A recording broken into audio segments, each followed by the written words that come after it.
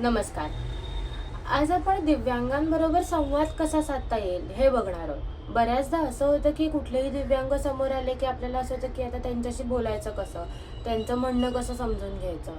तर माझ्या मते आपण कुठल्याही प्रोफेशनमध्ये असलो किंवा ॲज अ सिटिझन म्हणून सुद्धा आपल्याला त्यांच्याशी संवाद साधता आला पाहिजे. त्यांचं बोलणं समजून घेतलं गेलं पाहिजे. हे खूप महत्त्वाचं आहे. तर आपण बाह्य स्वरूपातून ओळखू नाही शकणार, तर सर्वात प्रथम आपण त्यांना प्रेफरन्स विचारू शकतो की तुम्ही कुठल्या पद्धतीने संवाद साधू इच्छिता. लिखित स्वरूपात, मौखिक स्वरूपात, सायन्सच्या स्वरूपात.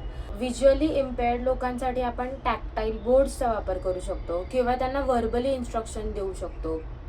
लोकेशन सांगण्यासाठी क्लॉक मेथड वापरली जाते. हिअरिंग इम्पेअरमेंट असेल तर त्यासाठी साइन लँग्वेज किंवा साधी सोपी वाक्य बनवून त्यांच्या चेहऱ्यासमोर बघून बोलली गेली पाहिजे. त्याच्यामुळे ते लिप रिडिंग करू शकतात. असा एक गैरसमज चुकीचा आहे की आपण ओरडून बोललो तर त्यांना ऐकू जाईल, तर तसं नाही. त्यांच्याकडे जर हिअरिंग डिव्हाइस असेल तर ते त्या फ्रिक्वेन्सीसाठी ॲडजस्ट केलेलंच असतं. त्यानंतर कॉग्नेटिव्ह इम्पेअरमेंट असणाऱ्यांसाठी साधी सोपी सरळ वाक्य बोलली गेली पाहिजेत. त्यानंतर बोलताना म्हणी, अपभाषा, सरकॅझम यांचा वापर टाळला गेला पाहिजे.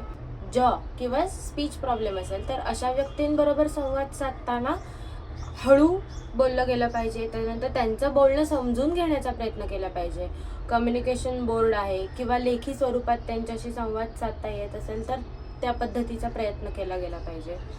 तर ह्या सगळ्यांसाठीच सगळ्यात महत्त्वाचं म्हणजे त्यांच्या प्रतिक्रियेसाठी त्यांना वेळ देणं, की पटकन रिस्पॉन्स येईल असं नाही होऊ शकत दरवेळी. सो त्यांना त्यांच्या प्रतिसादासाठी वेळ देणं, पेशंटली त्यांच्याशी कम्युनिकेट करणं खूप गरजेचं आहे. आणि ॲज अ लाईफ स्किलसुद्धा ह्या गोष्टी आपल्याला येणं हे माझ्या मते खरंच खूप महत्त्वाचं आहे. तुम्हालाही असे अजून कुठले कम्युनिकेशन टिप्स माहिती असतील तर नक्की कळवा. धन्यवाद.